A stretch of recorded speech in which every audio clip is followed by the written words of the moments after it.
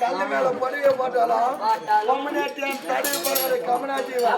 ஆமாண்டா அது மட்டும் கிடையாது தன்னுடைய குரு மகனோட மனைவியா சேரணும்னு நினைச்சுவாங்க ஆமாண்டா தன்னுடைய குருமகளுடைய மனைவி ஒரு தாய்க்கு சமமானவள் அப்பேற்பட்டதே சேரணும் எப்படி தெரியுமா ஒரு நேரத்தில் பார்க்கடலை பாண்டமாக்கி மந்திரகிரி மலையினை மத்தாக்கி பார்க்கடலையே அமிர்தம் கடைய விடும் என்று முடிவு செய்தார்கள் அப்படி கடைகின்ற சமயத்திலே அரக்கர்கள் ஒரு வரத்திலும் தேவர்கள் ஒரு வரத்திலும் அமிர்தத்தை கடைய தொடங்கினார்கள் அப்படி அமிர்தத்தை கடைகின்ற சமயத்திலே அதிலிருந்து தோன்றிய பல பொருட்கள் அப்படி பல பொருட்கள் தோன்றினாலும் அதிலிருந்து 4 பெண்மணிகள் தோன்றினார்கள் யார் யார் என்று சொல்லும்படியான 4 பெண்மணிகள் தோன்றினார்கள் அப்படி தோன்றிய உடனே முதலாக தோன்றியவர் அந்த லட்சுமி வைகுண்டவாசன்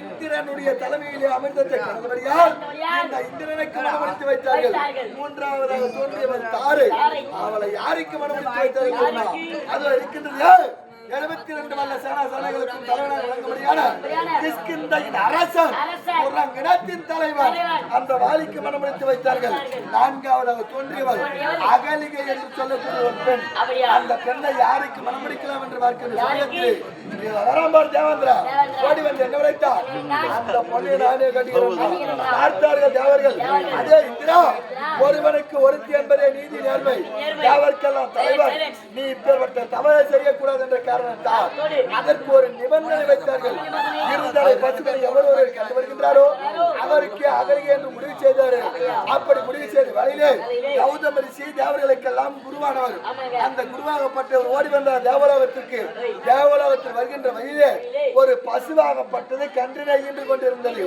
அதை அவர் பார்க்கும்போது அது எப்படி இருந்தது தெரியுமா பசுவின் முகம் முன்புறம் கன்றின் முகம் பின்புறம் பார்ப்பதற்கு இருதலை பசுவை போலவே காட்சி அளித்தது அதை கண்டவனே ஓடி வந்தார் தேவலோகத்திற்கு ஓடி வந்து இருதலை பசுவினை நான் கண்டேன் என்று உரைத்தார் எப்படி என்று கேட்டவனே பசுவின் முகம் முன்புறம் கன்றின் முகம் பின்புறம் இதுவே இருதலை பசுவின் ரகசியம் அப்படி என்று உரைத்தவுடனே இருதலை பசுவினை கண்டவர் கௌதம ரிஷி இவருக்கு அகலிகை திருமணம் செய்ய வேண்டும் அப்படி என்று முடிவு செய்து அந்த கௌதம ரிஷிக்கு அகலிகை திருமணம் செய்து வைத்து அவருடைய குடிகளுக்கு அனுப்பி வைத்து விட்டார்கள் இப்ப அது யாரா குருமகனுடைய மனைவி அடுத்தவன் கொண்டாச்சு அப்படி இருக்கின்ற சமயத்திலே இருந்தாலும் அந்த அகலிகை மீது இருந்த ஆசைவனுக்கு தீரவில்லை ஒரு நாள் தினத்திலே அதிகாலை நேரத்திலே அந்த குடிகளுக்கு சென்றான் இந்திரன் பார்த்தான் கௌதம ரிஷியாகப்பட்டவர் உறங்கிக் கொண்டிருந்தார் இந்திரனாக இருந்தவன் சேவலாக ஒரு மாதிரி கூரையின் மீது அமர்ந்து கொக்கரித்தான்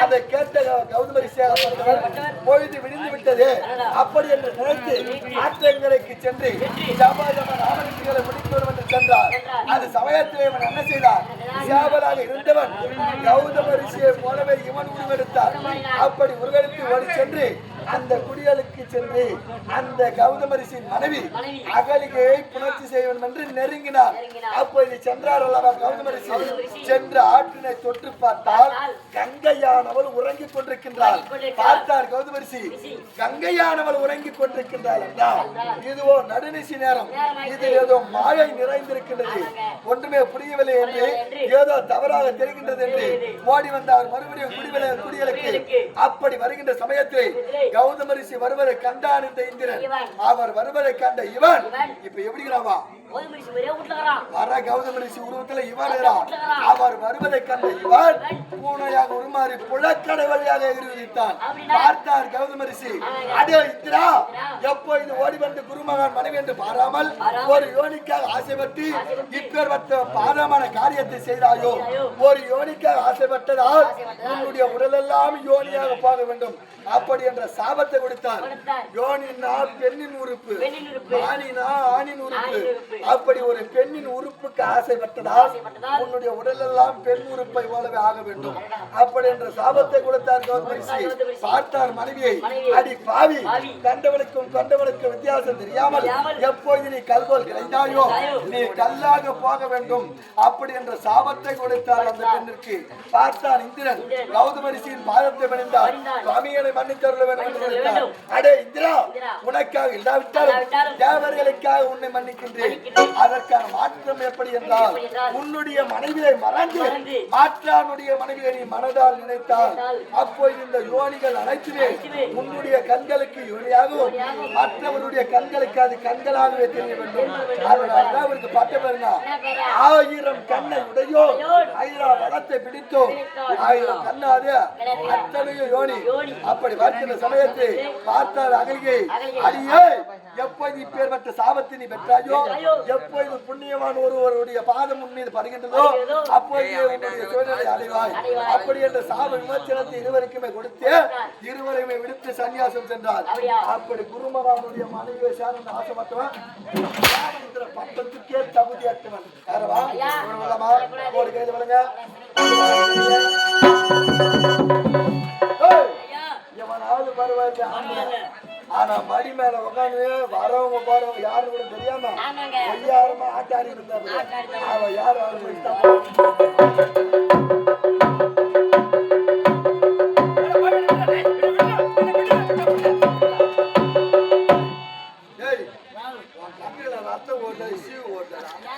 சாப்பாட்டுல உட்காந்தா இன்னைக்கு நல்லா ஆட்டுக்கறி போட்டு 4 இலை இசுக்கிற கம்யூனிட்டி ஒரு பொம்மினாடி இசுக்கு தெரிஞ்சா உனக்கு வெட்டி வதிகளா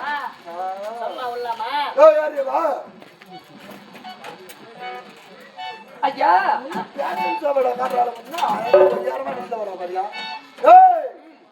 என்னென்ற தன்மையே வாழ்ந்த கிடையாது. அழுக்கி மிளிக்கின்னு வர நானுடைய சாமிய சந்தோஷமா இருந்தோம். திடீர்னு வந்தேன், எங்கள் இருவரையும் பிரிச்சு வீரபத்ராபுரிக்கு ஒருத்த வீரபத்ராசுரனுடைய தம்பி அக்னி வீரன் ஓடி வந்து தேவ இந்திரனை வென்று பாதாள சிறையில் அடைத்து விட்டு சுவாமியா ஆமா இருக்கின்றார். சுவாமி பார்க்கணும், சுவாமி பிரித்து இருக்க மாட்டேன்.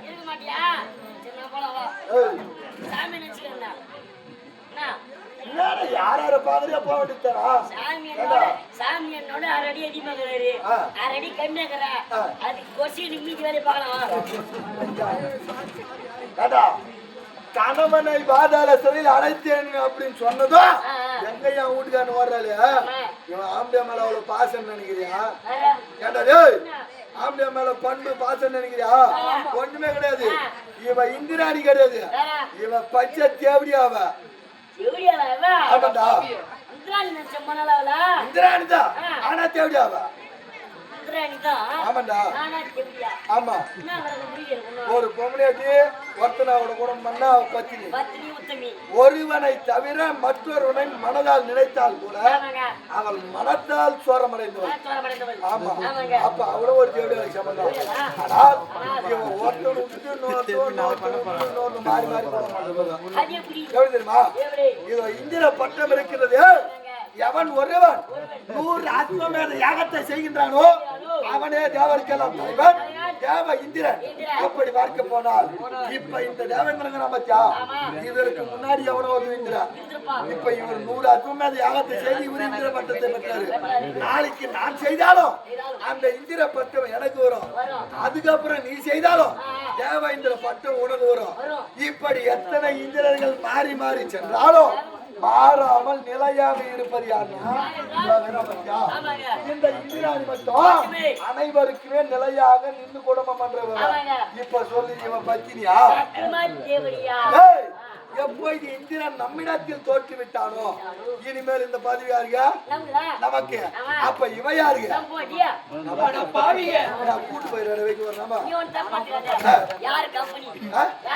நம்பது அதுவும் நம்பல்தான், அதுவும் நம்பல்தான்.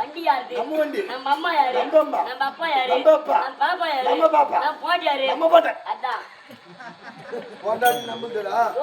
அடியா இந்திராணி இன்று முதற்கொண்டு உனக்கு நானே கணவன். அட பாவி. என்னோடு உல்லாசமாக ஆடி பாட வேண்டும். என்னை கட்டி அணைத்து முத்தத்தை கொடுக்க வேண்டும். என்னோடு வந்து படுறியே. அட பாவி. இந்த மதானியா சுவாமிக்கு மட்டும்தான்டா. ஐயா வேற யாருக்கும் போட மாட்டேன். யாருக்கா? சுவாமி. ஏய், சரி இன்று முதல் கொண்டு இந்த தேவலோகத்துல உனக்கு யாரும் கிடையாது. ஓடிப்போம். பச்சா.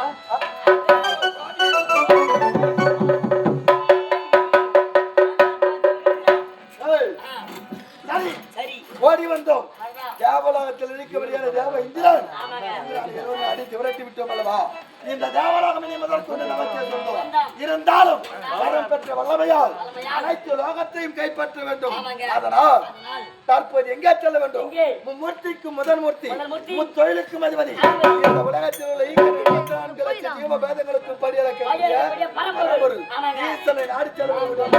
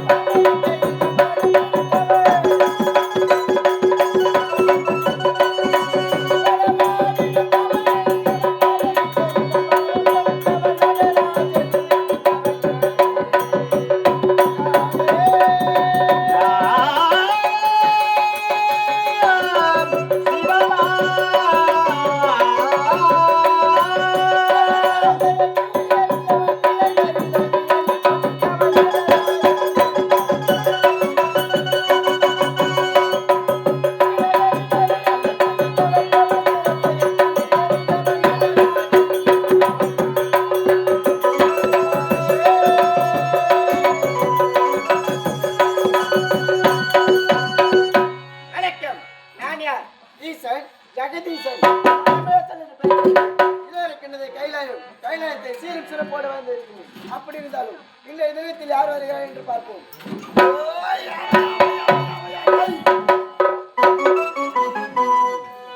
முனியா முன்னாடி என்ன சரியா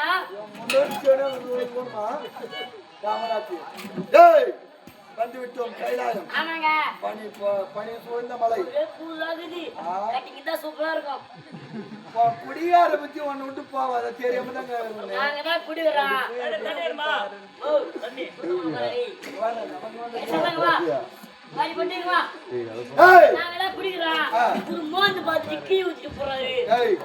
உண்மையை சொல்ல போனா இது நாள் வரைக்கும் அந்த வாசனையே இந்த மாதிரி தான் நான் நல்லா இருந்தேன்.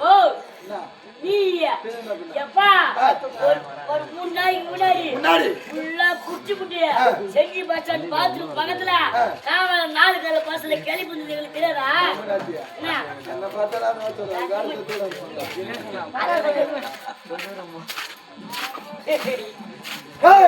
ஓடி வந்து விட்டோம் கைலாயம். அந்த கைலை வாசல் ஈசனை ஓடி வா.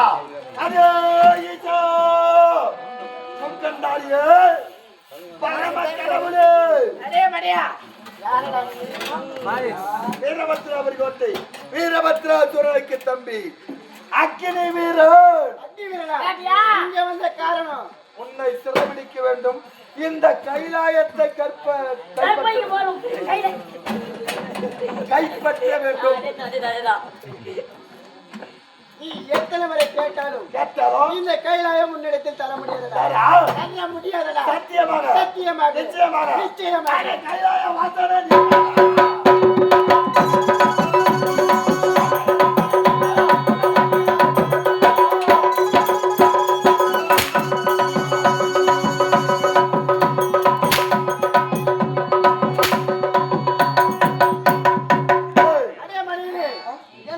கொண்டு வேண்டியிருக்கிறாய்.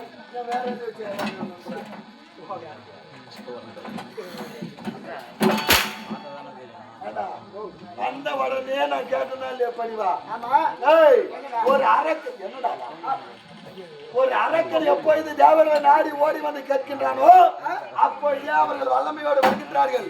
அப்படி என்ற கருத்தினை மனதிலே கொண்டு கேட்கும் போதே கொடுத்துருந்தோம்.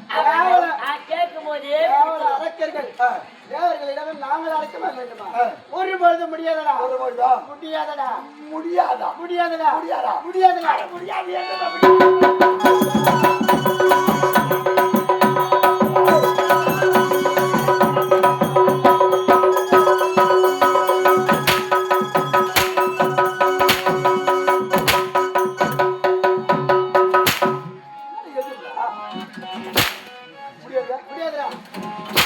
முடியாதடா. அர்க்க பதவே.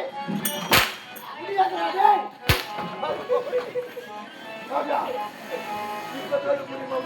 நீ அடிக்கின்றாய், அதனால தர முடியாது. போடா. பாத்துங்க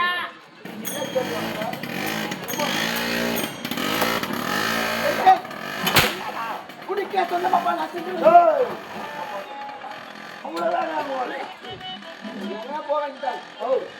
கைலாயம் நினைத்து வைப்பதற்கு முன்னாடிக்கு நான் செல்கிறேன். கைலாயமே நான் கைப்பற்றி யானாடு போய் என்ன பண்ணுறா? இல்லை, இது உனக்கு அது எனக்கு. அனுபவம்யா. அது ஒரு வேலை பார்த்து நல்லா சுத்துறீங்களா? யாரு முன்ன வேலை பாக்குறான் தெரியாதா? வேலை பார்க்க முடியாதா? என்னை பற்றி பெருமையாக கூறப்பா அவனிடம். அவரை பத்தி சாதாரணமா நினைக்காத. என்ன சொல்ற? ஒரே நேரத்துல 60,000 பொம்பளைக்கு புள்ள கொடுத்து வருவாரு. அது நானே தான் நானே. ஒரே நேரத்துல 60,000 பேரு. ஆமாண்டா. என்னடா அதான் பாடி புள்ள வாங்கிட்டு ஏய். என்ன மாதிரி என்னலாம் போய் இருந்தா பரவாயில்ல, பயக்கோடு இல்ல போய் போய் ஜிப்பாடி இருந்தா பரவாயில்ல, அதான் வேலை செஞ்சு டுக்கு வாங்கிட்டு ஓடுங்க. ஜிப்பாடி பாக்கியா ஜிப்பாடிடா ஜிப்பாடி ஏய் ஜிப்பலா ஜிப்பாடி அப்படி சொல்லு. அதே புடிச்சு பாரு என்னது? புடி பாரு ரைட்டானா புடி புடி கிடையாது சுண்டலி சுண்டி விட்டா லவ்க்கு புடிச்சியா அவன் புடிச்ச கட்சி வந்து ஏய் நீயே சுண்டேலி மெத்தண்டா கேக்குற. ஏய் ஏய் நீ சந்தில பொந்தில எதுதான் பேசுற? அவனே கூப்பிடுப்பா. அப்படி 60,000 பொம்பளைக்கு புள்ள கொடுத்தாரு. அது வேற. இன்றைய தினத்திலே இந்த நாட்டுல ஓடாவது போதை வஸ்துக்கள். ஆமா கஞ்சா பீடி சரக்கு சூட்டு அது இதெல்லாம் இது. ஆமா இதெல்லாம் ஆதியில யாருக்கு சொந்தம் தெரியுமா? இவருதான். மஞ்சா புடவை கட்டிய கஞ்சா குடி வெறியவன். கஞ்சா குடி ஆமாடா. நீயா போதை பிரியனவன். போதை பிரியனா? ஆமா. நீயா? ஆமாடா. அப்பா ப்ளீஸ் கம்.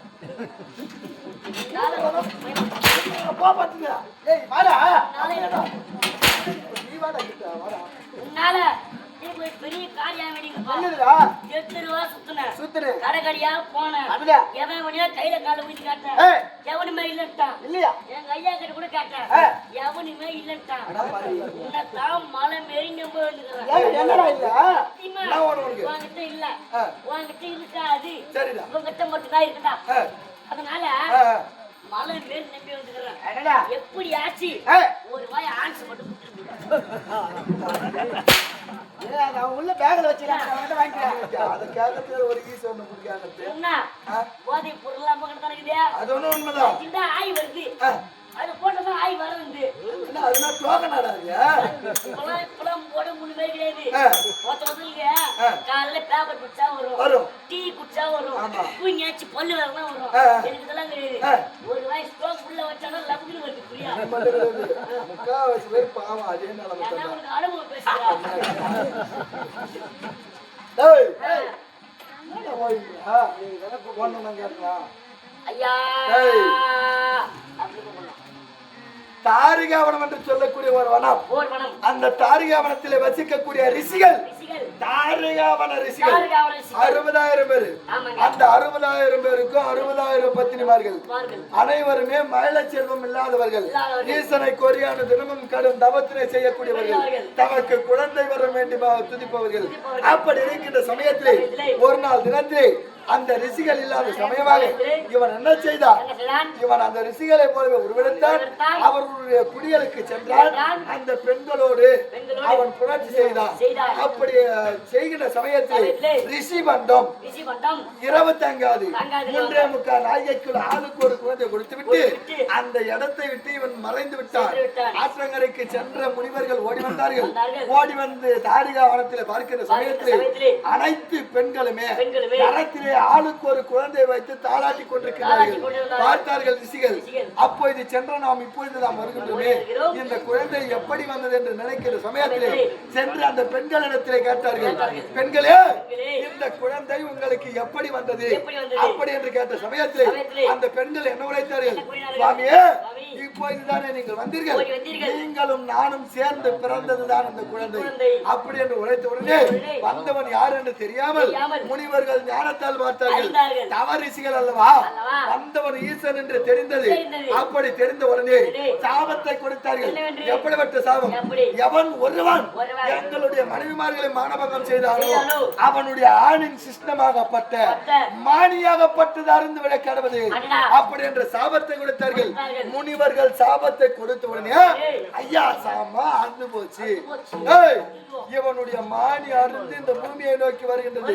பார்த்தால் இவனுடைய மனைவி பார்வதா தேவி. அப்படி பார்த்த உடனே ஓடி சென்றால் அண்ணனிடத்திலே, முனிவர்கள் சாபத்தை கொடுத்து விட்டார்கள், எங்க வீட்டுக்காரன் தாழ்ந்து போச்சு, அது வந்து இந்த பூமியில விழுந்தால் நான் படைத்த உலகம் அழிந்து விடும், அதை அறியாமல் நீதான் காக்க வேண்டும் அப்படி என்று உழைத்த உடனே தங்கைக்காக அண்ணன் ஒரு நல்லதொரு யோசனை சொன்னான். என்ன யோசனை? பாப்பா, நீ யாதொன்றுக்கும் கவலைப்படாது, அந்த மானி ஆழ்ந்து வந்து பத்தியா, அதுக்கு நேரா நீ போய் மல்லாண்டு படுத்துக்கோ. அப்படி நீ படுத்து விட்டால் உன்னுடைய யோனியிலே அந்த மானி வந்து நுழைந்து விடும், இந்த உலகம் அழியாது, யாருக்குமே தெரியாது அப்படி என்ற ஒரு யோசனை அவன் உரைத்த உடனே இவளும் அண்ணனுடைய வார்த்தையை கேட்டு அவ கூட ஈனமான இல்லமா அதுக்கு நேரா போய் இவன் மல்லாண்டு வருத்தான். இவளுடைய யோனியில அந்த மானியாகப்பட்டது வந்து நுழைந்து விட்டது. அது யாருக்கும் தெரியாமல் போய்விட்டது. இந்த உலகம் அழியாமல் நின்று விட்டது. ஆனால் அதற்கான அடையாளம் இன்னும் இந்த உலகத்துல இருக்குது. எங்க தெரியுமா? திருவண்ணாமலை கோவிலுக்கு போயிருக்கியா? போய் சாமி கும்பிட்டியா? ஆமா, நீ பார்த்த சாமி எப்படி எத்தனை கை கால இருந்தது? அந்த லிங்கத்திற்கு உருவ வழிபாடு கிடையாது. சிவனுக்கு எந்த இடத்துல பார்த்தாலும் உருவ வழிபாடு எங்கேயுமே கிடையாது. லிங்க சொரூபமான காட்சி தான் இருக்கும் அந்த ஈஸ்வரன் கோயில் எல்லாத்திலுமே. அப்படி பார்க்க போனால் அது என்ன தெரியுமா? அத பாக்கிறதுக்கு எப்படி தெரியும்? கீழே நல்லா உரல் மாரி ரவுண்டா இருக்குதா, மேல நல்லா கோயில் மாரி இருக்குதா, அத பார்க்கும் போது எப்படி இருக்கும்? ஐயா, கீழே உரல் மாரி அம்மாவுது, மேல கோயில் மாரி ஐயாவுது. அம்மாவுது கீழே, ஐயாவுது மேல.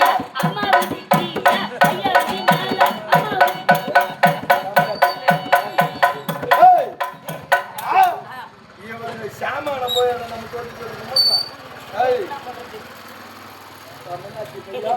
நான் உன்னை பத்தி அவன் சொல்ற நின்று அப்படியே 6 மணிக்கு கேட்டுக்கிறான்.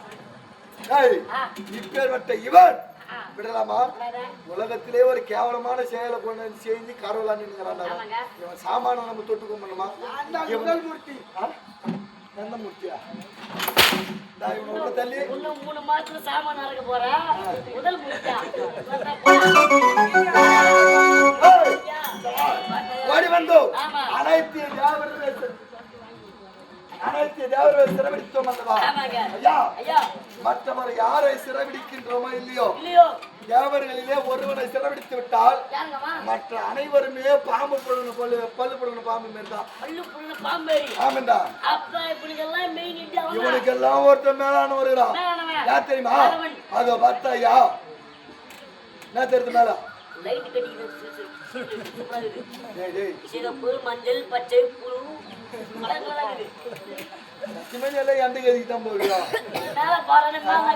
சத்தியமா ஒண்ணு வச்சுங்க தொழில் ஜம்மா வரலாம்டா. ஒண்ணு வச்சுக்கிறதுங்க ஜம்மா வரலாம்ன்ற. என்ன வச்சுக்கிறியா? தப்பா பேசாதா? ஊர்ல சொல்லுவாங்க. என்ன தப்பு இது? நாமல அந்த பொம்பளை வச்சுக்கிறான். அந்த பொம்பளை நாமளை வச்சுக்கிறான்னு சொல்லுவாங்க. நீ என்ன வச்சுக்கிறன்றியா? இதுல யார் ஆம்பளை யார் பொட்ட? எதுக்குடா கேக்குறப்பா? ஆனா உண்மைங்க. இதுல எது உண்மை சொல்லு பாப்போம். நான் ஆம்பளை. நீ பொடியா இருப்பியோ ஆபரேஷன் பண்ணிட்டு வந்துறியா? வா, மாமா. ஏய், பார்த்தாயா வைகுண்டம் தெரிகின்றது. அந்த வைகுண்டத்தில் இருப்பவன் யார்? வைகுண்ட வாசன் நாராயண கருணி வையா. அவன் எப்படிப்பட்டவன்? சூட்சமக்காரன், கூச்சக்காரன். மாலைகளின் ஒன்றானவன். ஆமாங்க. அப்படி இருக்கின்ற சமயத்தில் தேவர்களுக்கு யாருக்கு ஒரு ஆபத்தாக இருந்தாலும் நேராக சென்று வைகுண்ட வாசனிடத்தில் முறையிடுவது, எங்களை நீதான் காத்து ரட்சிக்க வேண்டும். வேண்டும். அதனாலதான் பேரு அவருக்கு ஆபத் பாண்டவன் ஆதரட்சகன். குப்பை மேட்டில் இருந்தே கோவிந்தா என்று ஒரு குரல் கொடுத்தாலும் ஓடி வந்து குறையை தீர்ப்பவன். அப்படின்னா அவனை கோரி திரிப்பார்கள். அவனை மட்டும் நம்ம அடிச்சு உதச்சி சிரமடிச்சுனாச்சியா மற்ற தேவர்கள் அனைவருமே நமக்கு அனாவசியம். ஒரு அப்படி தேவ